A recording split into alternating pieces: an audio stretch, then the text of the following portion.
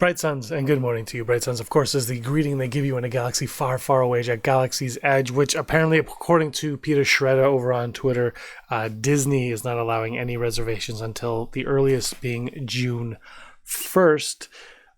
So if you're planning on going to Disney, I don't think anybody is, but they're not allowing any thought process into going to Disney until at least June 1st. And don't be surprised if that gets postponed even more, because the reality is, nobody wants to rush back into anything, because the minute you rush into something, that's when it will all go haywire again, and we'll be back to being isolated. So I hope you guys are at home. I hope you're having fun. We are here doing the best we can to give you as many opportunities per day to talk Star Wars with fellow Star Wars fans, because that's what we're all about.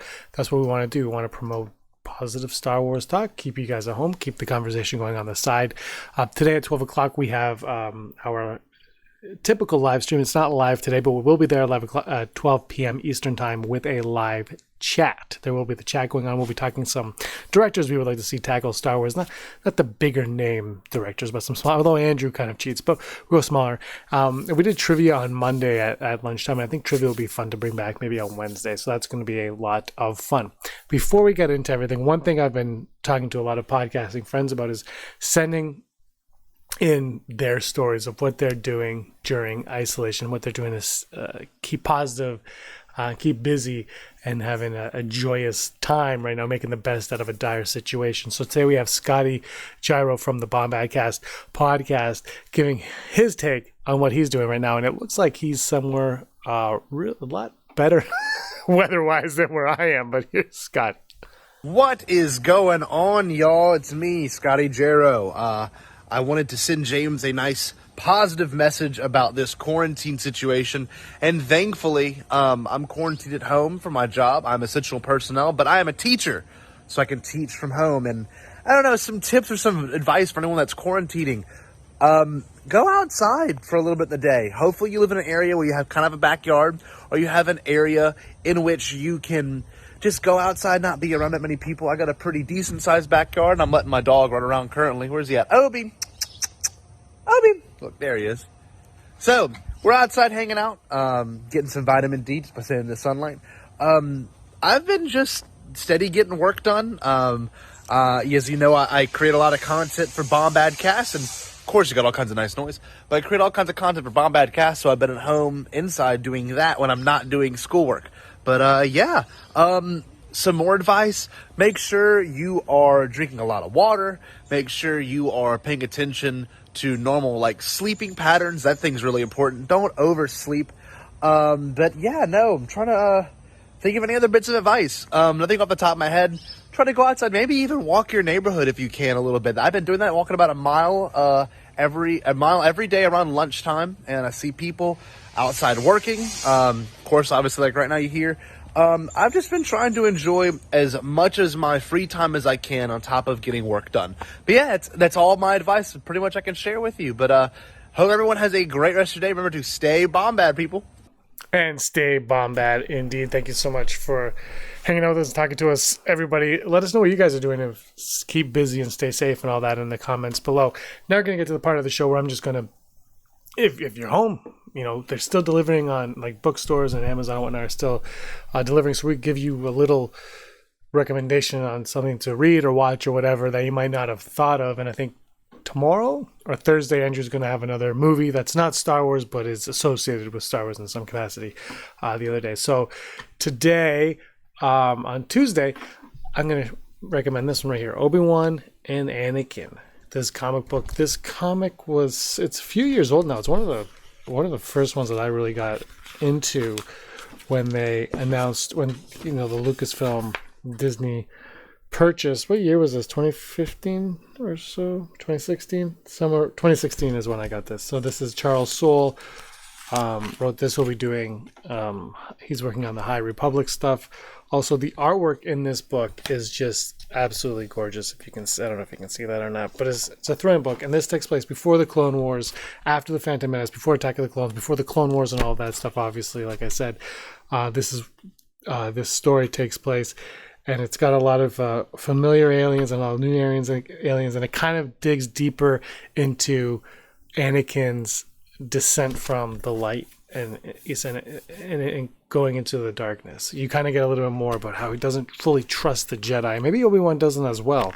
Maybe he doesn't believe in all of their ways.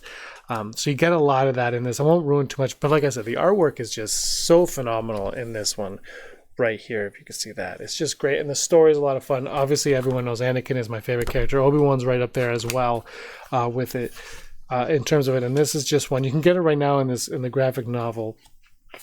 And the who's the artist of this one? The artist, I'm not a comic guy, so I don't really know, but the artist is Marco Cecchero. Cecchero? Cecchero. I'm gonna go Cecchero. Artwork's phenomenal. You should all check this. If you haven't read this, if you like Anakin and Obi Wan and you want to see more of them, this is something I'd highly recommend. This era of them is something that I would like to be explored even more. But I did feel that this one was really, really worth the read. There's some other comics from this time period, not when the story takes place, but when the new Marvel run of Star Wars comics was coming out that I wasn't too thrilled with. But this was one that I absolutely was excited to read, and when I did, I was very, very satisfied. So I would recommend checking out this one right here. It's Obi Wan and Anakin graphic novel. You can get it on Amazon, probably your Barnes and Nobles or whatever. I don't know what other places you have to read. Here you can get it at Chapters and whatnot. So I would definitely recommend that if you can get your hands on it, for sure. And I'm pretty sure Kindle will have it as well. If you can get it on ebook, or the Marvel app, you can buy it on there too. You'll probably get the whole run. It's a lot of fun. If reading's not your thing and you want to go into video games, you might be playing Jedi Fallen Order. You might be playing Battlefront. Battlefront's a great one right now. You can play with other friends. You might be doing the Jedi Academy, which just came out. There's a lot of options right now, but Andrew Fantasia a few months ago, he did a video on top 10 or 10 video game ideas that EA can do right now. And he did this video, and I thought it'd be a fun one to share during isolation. So maybe you guys can come up with some video game ideas based on Star Wars that you would like to see. But here are Andrew's. Let me know what yours are in the comments below. Ba-da-ba-ba-da-ba-ba. Hello, my friends. Welcome to Thumb Together. My name is Andrew Fantasia. Thank you so much for tuning in. And as usual, if you enjoyed this video, please feel free to give it a thumbs up and give some love to that subscribe button as well. Okay, E3 has come and gone. They've shown us tons of footage of Jedi Fallen Order, including gameplay, which I always like to see. EA Games is finally making a Star Wars game. I feel like the only way I can respond to that is by quoting Professor Albus Dumbledore by saying, "Yes, well done, Slytherin, however." That's it, that's all the Dumbledore quote I got. Here's the thing, the deal between Disney and EA Games for the Star Wars license was finalized, I believe, in around 2013-ish. That means we have had 6 years for EA to produce top quality, canon Star Wars video games. That's the rub. The games all had to fit into canon while still being playable and decent. What did they give us so far? Battlefront, not playable or decent. Battlefront 2, about 45 minutes of canon, so there was that. Now we're finally getting Jedi Fallen Order. So what's the purpose of this video essay? Why am I wasting your time right now? Because I believe in those 6 years, EA Games, despite what they might want to tell you, had several opportunities to make big, fun, exciting, canon Star Wars games. They just cocked it up. They cocked up that opportunity, and now we're finally getting a game that looks decent 6 years later. So as a thank you to EA and to everybody who's involved with making Jedi Fallen Order, which I assume is going to be good, I hope, here is a gift for you guys, for the developers, for anybody watching who knows the first thing about making a video game happen. Here is my gift to you, because as a guy who loves Star Wars and a guy who loves video games, I can think of plenty of ways you could have filled those 6 years with greatness that could have gone down in the video game legends for generations to come, instead of having to wait 6 years for one good game. With that introduction out of the way, I present to you this list of 10 canon video games that EA could make today. Obviously, I don't know anything about the Rise of Skywalker yet. We don't know how that story is going to unfold and play out, so I tried to stay away from that area of canon, but there's so much more to explore. It can be done. So strap yourself in no particular order. Here they are, 10 canon video games EA can make today. Let's go simple as a pimple with number 1, Bounty Hunter. We already had a so-so Bounty Hunter game starring Jango Fett back in the PS2 era, but I'm talking about something much more substantial here. First of all, let's create a brand new Bounty Hunter for the game, okay? Let's call her Visor Krail. That's a Star Warsy name. Visor Krail is a Twi'lek bounty hunter who's just trying to make her way through the galaxy. She just wants to survive, put food on the table, and keep her head above the water. How does she do that? Collecting bounties, shooting folks, living day by day in the underworld of Star Wars. This could theoretically be set in any of the time periods, but let's go with the original trilogy era. Because this is a brand new character, we can go nuts with the depth of her story. So let's make this one a big action RPG, something like The Witcher 3 or Borderlands 2, with a lot of dialogue and story moments. There are 4 planets, each with large maps to explore and people to meet. Visor Krail can talk to NPCs and take on jobs from them. The jobs could vary between collecting a series of items to escorting someone through hostile territory to assassinating a high-ranking Imperial officer. Why not? Of course, since she's a bounty hunter, the crux of the game will revolve around a series of bounties that Visor wants to cash in on. Let's say there are a dozen of these bounties, but they're all powerful, high-level characters, so Visor needs to perform smaller quests to earn XP and level up before she's strong enough to take them on. You gain credits, experience points, and rewards for completing missions and turning in bounties. In most cases, capturing a bounty alive can yield even greater bonuses than just killing them outright. With these RPG elements in place, Visor, her weapons, her armor, and even her spaceship can all be fully upgradable and customizable. Now, Visor Krail is great and all, but what if we just want to slip into the shoes of our classic characters from Star Wars lore? How do you play as somebody as big as Luke or Leia or Anakin when you have canon to worry about? I say it can be done. And here's how. Number 2, Rebel Yell! Luke, Leia, Han, Chewbacca, and the droids are off performing some milk run mission for the rebellion when the Falcon gets incapacitated by an ion blast, and they have to make an emergency landing on an unknown planet. Let's call the planet Mazara. Mazara is home to a fierce race of warrior monks called the Azum. The monks are hostile, cruel, and unfriendly to both the Empire and the Rebellion. They shot down the Falcon with an ion blast because they wanted to capture its occupants and sacrifice them to their god of suns. R2 was on the outside of the Falcon trying to fix it during their emergency landing, so he ended up falling and being captured by the Azum monks. With the ship in dire need of repairs and R2 needing rescuing, the rebel heroes plunge into the labyrinth-like complex of the Azum's Sun Temple to search for their missing droid friend. This can take place anywhere inside those 3 years between A New Hope and The Empire Strikes Back. If Marvel Comics has proved anything lately, it's that our trio of main heroes were ridiculously busy performing rebel tasks during that time period anyway. I mean, seriously, Marvel, it's been like 70 issues now. When are you just going to get to Empire Strikes Back already? They can only have so many adventures in those 3 years. Just please get to the point. This is a stealth and combat action-adventure game, something very similar to the Batman Arkham games. Just like in Arkham Asylum, you're confined to one location, the Sun Temple, but it's a sprawling area with multiple buildings, passageways, tunnels, hidden rooms, etc. You can play as Luke, Leia, and Han, and you're able to switch freely between the 3 of them. Each has their own set of special skills, items, and combat moves. And you know what? Why not? Because it's fun, I'm going to give each of them character-specific collectibles, too. Remember how in Donkey Kong 64, each of the Kongs had their own specific colored bananas that they could pick up? I'm going to go with the same basic principle here. We'll pepper the map with a bunch of data chips in 3 different colors. Yellow for Luke, red for Leia, blue for Han. If you manage to find all 150 of these data chips, they unlock a secret door somewhere in the temple that yields a really rare treasure. Maybe ancient body armor or an old Republic-era lightsaber or something. It's totally optional. Just a fun collect-a-thon side mission. There will also be collectible relics which, when found, reveal more of the lore of Mazara and its people, adding some juicy new elements to the overall canon. Halfway through the story, an Imperial shuttle, having tracked the Falcon's signal, also gets shot down by the monks, and now the rebel heroes have to contend with bloodthirsty monks and Imperial stormtroopers. There can also be special points throughout the story where you're able to control Chewbacca, C-3PO, and eventually R2-D2. Just for kicks, throw in unlockable alternate skins like X-Wing pilot Luke and Slave Leia if you want to switch up the character's aesthetics. Altogether, you've essentially got a really, really good Batman Arkham game with lightsabers. Yes, please. This kind of game would sell like hotcakes. And if enough people clamor for a sequel, well, how about this? Number 3. Separatists yell?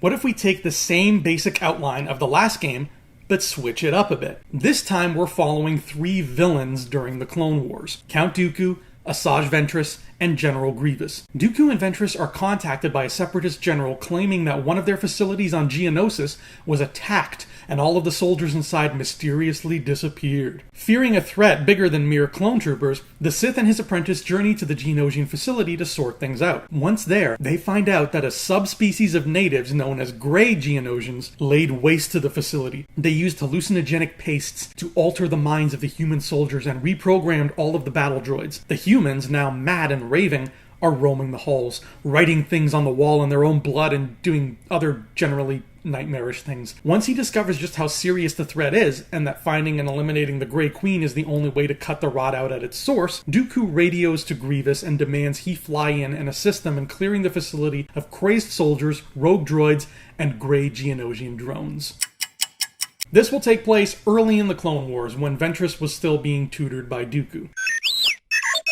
Being a spiritual successor to the last game, this one will feature very similar gameplay with a few small added tweaks. Again, it's like going from Arkham Asylum to Arkham City. The facility on Geonosis is made up of several interior and exterior locations, including a large barracks tower, a droid factory, a communications center, a medical center, and others. There are also tunnels honeycombing beneath it all in true Geonosian fashion. We'll bring back the character-specific collectibles. Ventress can have red, Grievous can have green, and Dooku can have gold. These will unlock an optional boss fight with an interesting new character. Perhaps there's a bounty hunter stalking the facility trying to kill these 3 high-ranking separatists, and the only way to get to him or her is by opening a secret door, unlocked by finding all 150 of these things. Because of the terrifying nature of the Grey Geonosians, the crazed soldiers, the murderous droids, and the 3 villainous protagonists, this game will put a much bigger emphasis on horror moments. Imagine turning a corner in a dark room, lit only by the glow of your lightsaber, and suddenly you look up and there's a Grey Geonosian clinging to the ceiling,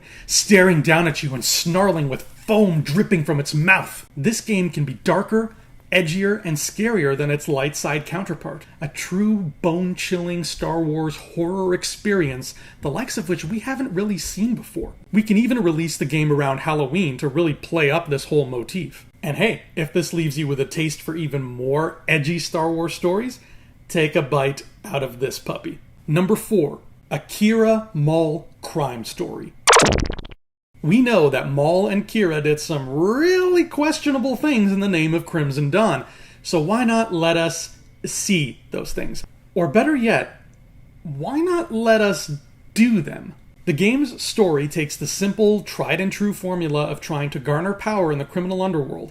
MAUL and QI'RA are expanding their empire by squeezing out other cartels like Black Sun or the Cremora, while dealing with pesky Imperials along the way. The story can also fill in gaps in canon, explaining how/why MAUL broke away from the crime business and ended up on Malachor, while also revealing QI'RA's fate. This game can take place before, during, and after the events of Solo. Take a page out of the book of crime sagas like Grand Theft Auto or Saints Row. The idea of playing as Crimson Dawn, clawing their way to the top of the totem pole, is one I think a lot of gamers can get behind. Maybe the game drops you into 3 different cities on 3 different planets. One city is run by Black Sun, one is run by the Hutts, and the third is ruled over by the Empire. Controlling both MAUL and QI'RA, your job as a player is to take over territories, squeeze out the other crime syndicates, and keep all the power for yourself. Think of the gang territory control mechanic from GTA San Andreas. There might be RTS aspects of this as well, establishing bases for your crew, keeping your gangs fed, and maintaining Crimson Dawn's budget. The be-all, end-all goal of this game should be money and power. Plain and simple. Dryden Voss and Enfys Nest could even make cameos. Imagine an awesome boss battle where you play as QI'RA and you have to duel Enfys and her gang of Cloud Riders. Friggin' sweet. Speaking of crime simulators and the word crimson, that all serves as a perfect segue into game number 5. Crimson Corsair. You play as Sidon Ithano, the Crimson Corsair. Since we know very little about Ithano's story, the game has plenty of room to construct a tale around him. He falls into that sweet spot of being an existing character a lot of diehard fans know about, while at the same time being a blank slate that Story Group can start to fill in throughout the game's plot. Ithano is an adventurer, off to explore the galaxy, plunder riches, and generally have a grand old piratey time. But we'll also give him some kind of interesting personal story. Maybe, let's say, he has a brother and a sister who disappeared when he was very young, and he's been spending his whole life trying to find them, using pirating/adventuring as an excuse to travel to every imaginable corner of the galaxy in the hopes of stumbling upon his lost family. That gives us a goal for the game. It makes Ithano instantly more likable and interesting, and it gives us wiggle room to flesh out more deep pockets of Star Wars lore. This game can take place before, during, and after the events of The Force Awakens. The whole game is a pirate simulator, so gameplay would be extremely similar to something like Assassin's Creed 4 Black Flag. You can customize Ithano's spaceship as well as his crew. The crew would play a big part in the game's structure. Maybe several, if not all, NPCs can be possibly recruited to serve aboard Ithano's ship. However, if any of them die in battle, their death is permanent and you must replace them with new ones. Kind of like what they're doing with Watch Dogs Legion. You can travel to different worlds and find treasure, doing battle with other pirate clans along the way. Maz Kanata's castle on Takodana can serve as a kind of hub world where you can go to recuperate, purchase supplies, and accept new missions. But halfway through the game, the events of The Force Awakens happen, so the First Order will destroy the castle and you will lose it as a safe house. The galaxy will be thrown into chaos because of the destruction caused by Starkiller Base, so the difficulty will spike, and pirate activity will be much more abundant and lethal. Because of the game's placement in the timeline, you can also cross paths with Balatik and the Guavian Death Gang, or Tasu Leech and Kanja Club. If Black Flag has taught us anything, it's that playing as a pirate is a hell of a lot of fun. Add Star Wars into that mix, and it's pretty much a match made in heaven. And speaking of morally questionable treasure hunts, number 6, Dr. Aphra.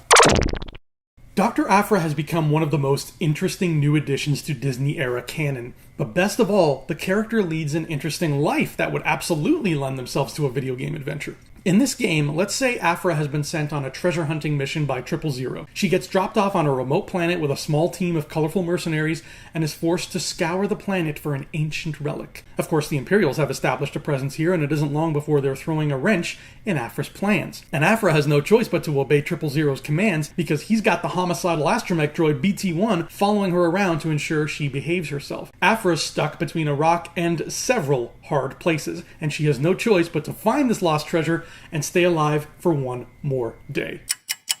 This game can take place at some point during the run in the Dr. Aphra comic where 000 has become Aphra's master. The comic implies that they've had their fair share of adventures throughout this period, so there is room in the canon for a treasure hunting mission. It all fits like a glove. A lone hero goes on a treasure hunting mission where all kinds of horrible things happen to her. This game is straight up Tomb Raider, baby.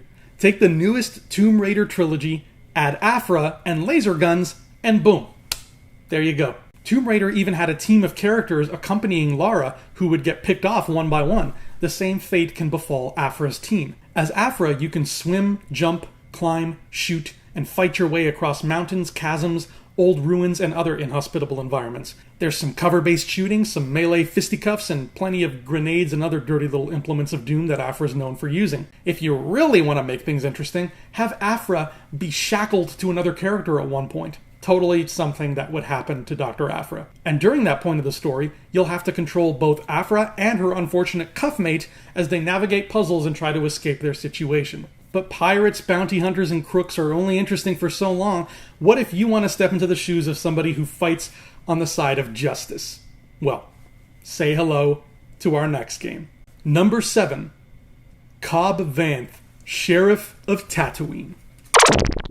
In the Aftermath novels, COBB VANTH finds a set of Mandalorian armor, presumably Boba Fett's, and christens himself Sheriff of Tatooine. He vows to right the wrongs on the desert planet and scourge it of the criminal element that has been running things there for far too long. Taking up the armor, COBB VANTH moves from town to town across Tatooine, righting wrongs, fighting criminals, and protecting the innocent. This will take place immediately following the events of Aftermath Empire's End. For this one, let's go full-on, sprawling, epic RPG. Think Zelda Breath of the Wild or Assassin's Creed Odyssey. COBB VANTH can climb surfaces just like Link and the Assassins. He has an extensive array of blasters, knives, and other customizable weapons.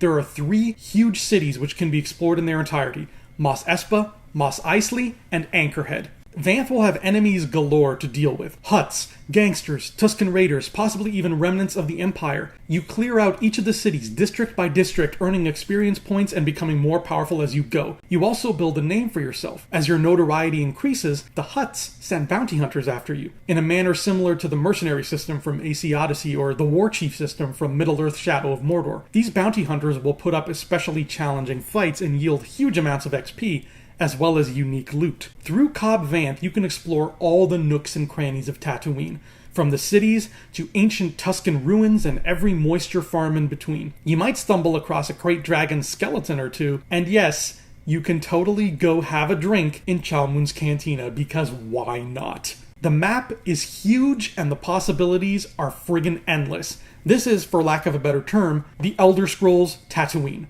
And if that doesn't sound fun to you, then we're not friends anymore. Okay, I know what you're thinking. These games all sound well and good, but they take place in such out-of-the-way, obscure pockets of canon that I don't really care about. I want to play a game with a story that is crucial. I want to play a game where I feel like what I am doing has integral ramifications to the overall Skywalker saga. Well, game number 8 is the game for you, my friend. The Adventures of Luke Skywalker.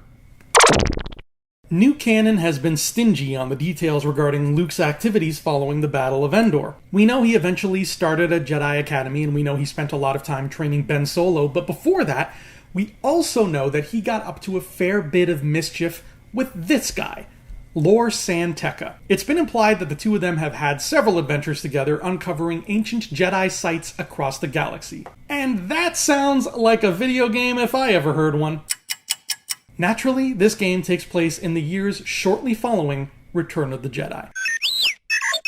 Like the Afra game, this one will be very Tomb Raider inspired, but with a heavy emphasis on Luke's force powers. You control Luke Skywalker for the majority of the game, with Lor San Tekka possibly taking the reins during a few key moments. There are some parkour elements and puzzle solving as well, straight out of the old Indiana Jones and the Emperor's Tomb game by LucasArts. In fact, Indiana Jones is an apt comparison here. Throughout the whole game, Luke and Lor San Tekka should feel like Indian Sulla, gallivanting across the galaxy on grand adventures in exotic locales. Luke has several force powers at his disposal: push, pull, jump, sprint, throw, all the usual suspects. Each power has tiered levels and can be upgraded through the use of experience points obtained by defeating enemies, finding items, completing objectives, and other accomplishments. Luke can even collect hidden kyber crystals that automatically allow him to upgrade one power.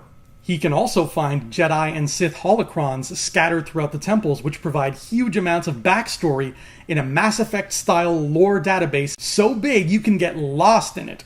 You learn as Luke learns, completing the immersion. As George would say, it's like poetry. They rhyme. The game could culminate with Luke and Lor discovering the first Jedi Temple on Ahch-To, foreshadowing the events that would shape the later years of Luke's life. Oh, and story group? If you're ever planning on making Mara Jade canon again, this is the place to do it. But wait, you're probably saying. You've talked about 8 games already, and you still haven't touched on a particular Star Wars staple. Vehicles. Where's the love for the vehicles? The love for the vehicles is right here. Game number 9. Step up, please. Number 9. Blue Leader. Rebellions are built on hope, but in order to have hope, you need a savvy group of pilots, technicians, politicians, and soldiers who know what they're doing. The rebellion employed many skilled pilots throughout their run, one of them being Antok Merrick, aka Blue Leader. This game takes place in the months leading up to Rogue One. In fact, the Battle of Scarif could even be the final mission. This one's simple, homies. It's Rogue Squadron from the N64 days, just updated, expanded, and full of new canon lore. As Blue Leader, you'll lead strikes alongside Blue Squadron, taking down the Empire one TIE fighter at a time. Mon Mothma and General Draven will send you on a plethora of missions across the galaxy. You can pilot all of the Rebellion's repertoire: X-Wings, Y-Wings, A-Wings, U-Wings, B-Wings, the works. Of course, completing secret optional objectives and finding hidden collectibles might also lead you to unlocking other special vehicles, like a certain Corellian freighter, perhaps, or a Naboo N1 starfighter, or a flying Cadillac, among others. If you really want to throw a bone to old Legends fans, you could even bring back the Imperial villain from Rogue Squadron, Moff Searden. This gives us a villain that we can actually take down in aerial combat while adding a nice little drop of Legends back into the canon soup. Blue Leader was a fan favorite from the film, so getting to play as him would be an excellent treat. Cameos from the likes of Red Squadron, Admiral Ozzel, and Bail Organa can't be far off either. But X-Wings and TIE fighters are definitely not the only high-speed vehicles to be found in this galaxy. Which, last but definitely not least, leads us to this. Number 10. Now this is pod racing. They have pod racing on Malastare. Very fast, very dangerous. But they also have it on Tatooine and Ando Prime and a host of other planets. It's fast, it's furious, it's exciting as hell, it's video game gold. This could really take place in any era, but just for fun and variety, let's set it a few years before the events of The Phantom Menace. We've all played Episode 1 Racer. The concept is the same. Pick a character, climb into your pod, and complete 3 laps around a harrowing track. Earn money through victories, and spend that money upgrading your pod. Rinse, repeat. Think of the career mode in any EA sports game ever. Now imagine applying that to a 6-armed alien who's trying to work his way up the ranks of the pro pod racing circuit. Customize the look of your pod from the shape of the cockpit to the paint job. Outfit it with different features and inner workings and compete in white-knuckle races against a host of other racers who are just as hungry as you are. Pod racing is one of the coolest, richest aspects of film canon that hasn't really been explored past its initial appearance. But think about it. There's a whole galaxy of pod racing lore out there to discover. Who is the Mario Andretti of pod racing? It's probably not Sebulba, or he'd be competing on fancier racetracks than the Bunta Classic. So who is that all-star MVP of the racing world? They'd make one hell of a final boss. And who was MVP before that, 60 years ago? They could be the ones who hand you the championship trophy at the end of it all. Treat this like a big real-life sports game. Have dozens of different racers. We're talking like a Smash Brothers size roster here. Include tracks from just as many worlds. Unlock more racers and more tracks as you progress to really hammer home that feeling of accomplishment. Maybe introduce the idea of having different teams or factions or corporate sponsors. Maybe you can customize your own pit droid team. Maybe if you find some hidden collectibles, you can unlock Anakin Skywalker and his pod. This part wouldn't be canon, of course, just a fun little bonus like an alternate skin. And for the love of God, let one of these racers be a Gungan. Please. The world of sports is a wide one here on planet Earth, and we're just one planet. Take that and multiply it 1,000-fold for the sprawling Star Wars galaxy, and you get a taste of just how awesomely friggin' epic this game could be. So there you go, Star Wars fans. There you go, video game fans. Boom.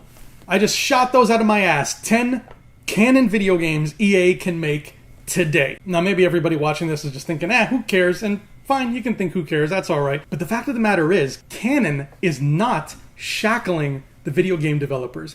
It's not holding them down. It's not leaving them unable to come up with great stories and great games, because guess what? I'm not a professional and I just came up with 10. So you can only imagine what the pros can do. And if you liked any of those ideas that I came up with, well, you are going to love this. This is my novel, Side-Scroller. I wrote it all by myself, and it's available right now on Amazon in paperback or ebook, whatever floats your boat. A science fiction love story set in a world that runs on the logic of video games. How can you go wrong there? Anyway, that's all for today. Thank you so much for watching this video essay. My name is Andrew Fantasia. I will see you here next time, and until then, adios.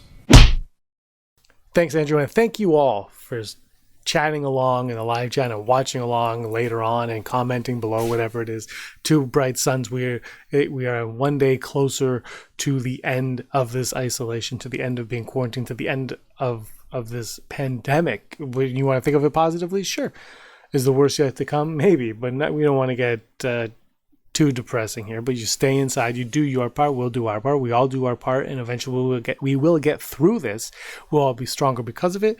We're going to stay positive. We're all going to get to know each other a lot more and become really good friends. Probably meet some enemies along the way and make some enemies along the way as well, but we're going to have a good time. I hope you guys have a great day. We'll see you back at 12 p.m. Eastern for our lunch talk, and until then, may the force of others be with you. Hey scumbags, thanks for watching. Don't forget to give us a thumbs up on our video. As always, please subscribe to our YouTube channel, Rebel Scum Podcast, for all the latest videos.